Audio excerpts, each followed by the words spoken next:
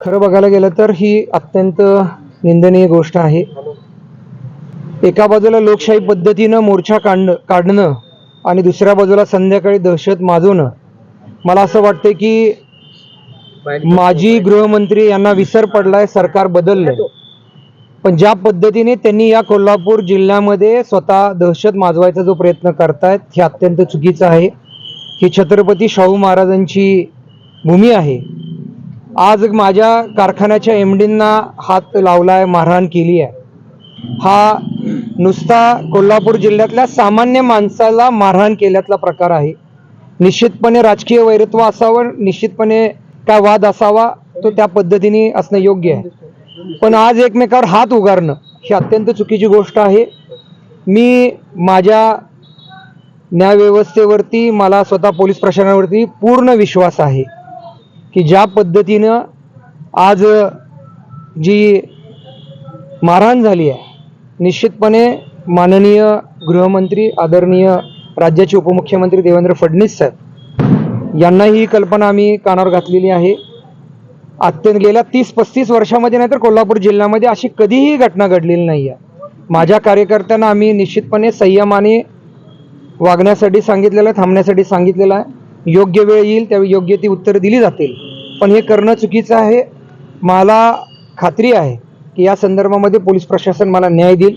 या संदर्भामध्ये आम्ही निश्चितपणे चांगल्या पद्धतीनं त्यांना कडक कारवाई करण्याच्या सूचना आम्ही दिलेल्या आहेत। आणि आपण सगळ्यांनीच आज बघितलेलं आहे, निश्चितपणे हा कारखान्याचा सभासद असेल किंवा कोल्हापूर जिल्ह्यातली जनता हे जाणून आहे की कशा पद्धतीने त्यांचा पराभव, जे आमचे विरोधक आहेत त्यांना पचवायची मानसिकता नाही, त्यांना पराभव पचवता येत नाही। येणारा काळ सुद्धा त्यांचा पराभवाचा असणार आहे, मला या निमित्तानं आज सांगायचं। याच्यामध्ये ज्यांनी मारहाण केलं त्याचं फुटेज आहेच, जे त्यांना समर्थन करणारे ते संदर्भात आहेत। त्यांचे फोन कॉल डिटेल्स सुद्धा कुणी त्यांना मदत केल्या, कुणी त्यांना टिप देत होतं, ही सुद्धा चौकशी करण्यासंदर्भात आम्ही त्यांना सांगितलेलं आहे। महाडिक पाटील वाद जो आहे तो शांतता होते, थोडंसं वादावादी व्हायची, पण मारहाणीपर्यंत ही घटना गेलेली नव्हती, पण आता पुन्हा ती सुरुवात झाली असं म्हणता येईल का? नेमकं गेल्या 30 वर्षामध्ये महाडिक परिवाराने कुणाला मारहाण केलेली आजपर्यंत तुम्हाला रेकॉर्डवर मिळणार नाही। इथून पुढे सुद्धा शाहू महाराजांच्या विचाराने आणि शांत पद्धतीने लोकशाही पद्धतीने इथून पुढचे आमचे सगळे निर्णय असतील। पण आता या ठिकाणी आज आपण बघितले की कशा पद्धतीने त्यांनी सुरुवात केलेली आहे। याला योग्य त्यावेळी योग्य ती लोक उत्तर देतील, त्यावेळी बघू। तुमच्यापर्यंत नाव आलेत का संशयितांची?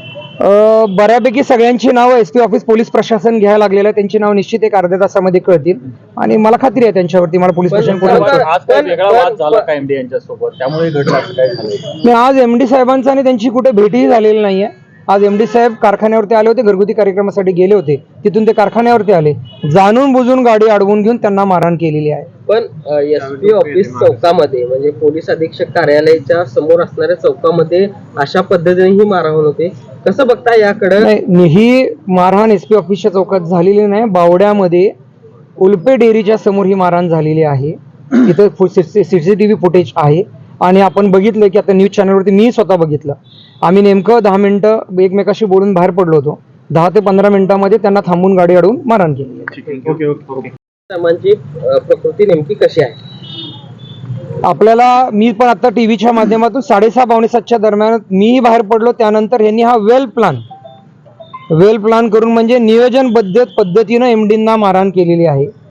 ज्या पद्धतीने आम्ही बाहेर पडलो त्याबरोबर माझ्यावर 2 संचालक बाहेर पडले, त्यानंतर त्यांची गाडी अडवून करून तिथं करणं, व्हिडिओ शूट करणं आणि स्वतः आम्ही एक खूप मोठे गुंड आहोत हे आणि दहशत करणारे लोक ही त्यांनी केलेलं आहे। या व्हिडिओमध्ये याच्या आधी सुद्धा गेल्या महिना-दीड महिन्यापूर्वी सुद्धा कारखान्यावर आले, ते मोर्चा आला होता, त्यावेळी सुद्धा कारखान्यातल्या लोकांना, कर्मचाऱ्यांना असू दे, कुणाला असू दे, धमकी देऊन गेलेले आहेत की आम्ही तुम्हाला इथं ठेवणार नाही। आत्ताही एमडी साहेबांना धमकी दिली की उद्यापासून कारखान्यात जर आला तर आम्ही तुम्हाला सोडणार नाही। आणि एमडी साहेबांची तब्येत जरा चिंताजनक आहे, खूप मारहाण केलेली आहे, फ्रॅक्चर वगैरे झालेले आहेत त्यांना। त्यामुळे मला खात्री आहे की पोलीस प्रशासन याच्यावर निश्चितपणे ही दहशत मोडण्याचा प्रयत्न करेल। खरं तर मोर्चा झाल्यानंतर तुम्ही पत्रकार बैठक घेऊन प्रत्युत्तर दिलं होतं, त्यानंतर कुठेतरी हे घडले, कुठेतरी ज्यांनी मारहाण केलेल्याच व्यक्तीचा कारखान्याने ऊस आणलेला आहे। जे सभासद आहेत, मोजके सभासद, त्यातल्या 50% जास्त सभासदांचा जे मोर्चात होत्या सगळ्यांचा कारखान्यात ऊस आलेला आहे। राजकारण म्हणून त्यांनी कारखान्याची बदनामी करायची म्हणून आणि एक दहशत माजवण्याच्या दृष्टिकोनातून केलेला आहे। हा कारखाना 122 गावांचा आहे, तो 122 गावांचाच ठेवण्यासाठी महाडिक परिवार आम्ही सर्व संचालक या सगळ्या सभासदांना न्याय देण्याची भूमिका आजपर्यंत केलेली आहे आणि इथून पुढेही ती राहणार. साहेबांची भेट घेतलेली आहे, काही संशय देश विदेशातील प्रत्येक घडामोडींचे लाईव्ह अपडेट मिळवण्यासाठी आता साम टीव्हीच्या सर्व सोशल मीडिया प्लॅटफॉर्मला लाईक, फॉलो आणि सबस्क्राईब करा. तसंच सर्व नोटिफिकेशनसाठी बेल आयकॉन प्रेस करायला विसरू नका.